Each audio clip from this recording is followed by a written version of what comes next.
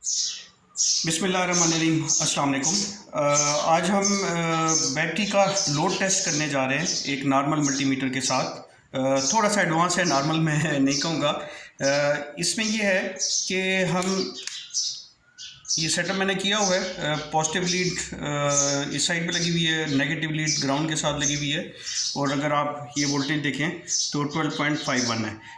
कुछ मल्टीमीटर होते हैं जिसके अंदर मिनिमम और मैक्सिमम वोल्टेज जो आ रही होती है उसको देखने का अवेलेबिलिटी होती है, उसके अंदर प्रोविज़न होती है। तो इस मल्टीमीटर के अंदर भी ये प्रोविज़न है कि यहाँ पे हम इसके एक रन के दौरान जब आप मेजरमेंट ले रहे हैं तो उस वक्त मैक्सिमम या मिनिमम जो वोल्टेज आए ये वहाँ पे कैप्चर कर लेता है। पहली चीज़ ये है कि जब आप मल्टीमीटर से वोल्ट देखते हैं बैटरी के स्टैटिक हालत में, गाड़ी रन नहीं करनी, तो 12.6 वोल्ट का मतलब है कि बैटरी 100% चार्ज है। 12.5 का मतलब ये है कि तकरीबन ये 90% के आसपास या 85% के आसपास ये बैटरी चार्ज है।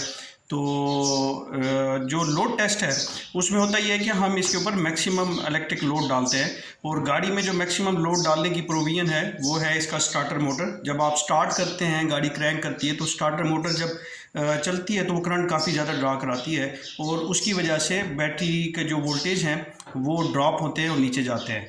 और एक मैजिक फिगर है कि जब आप स्टार्ट करें तो मिनिमम जो वोल्टेज वैल्यू है वो 9.6 वोल्ट से कम नहीं होनी चाहिए। 9.6 वोल्ट पे भी है तो इसका मतलब है बैटरी की लाइफ पूरी हो चुकी हुई है, बैटरी की कैपेसिटी ख़त्म होती जा रही है, वो चार्ज भी होल्ड नहीं कर रही होगी, और आगे लाइकली है कि वो बैटरी आपको प्रॉब्लम दे दे, और चार्जिंग भी उसकी ज़्यादा टाइम के लिए हो रही होगी।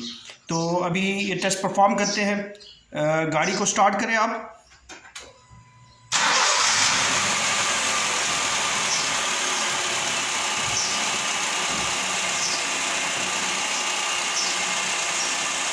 गाड़ी स्विच ऑफ करें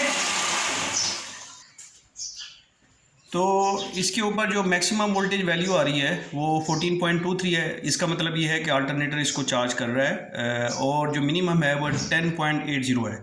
तो ये वेल अबव 9.6 है। इसका मतलब ये है कि मैक्सिमम लोड के दौरान जो इसकी मिनिमम वोल्टेज गया है वो 10.86 है, 80 है।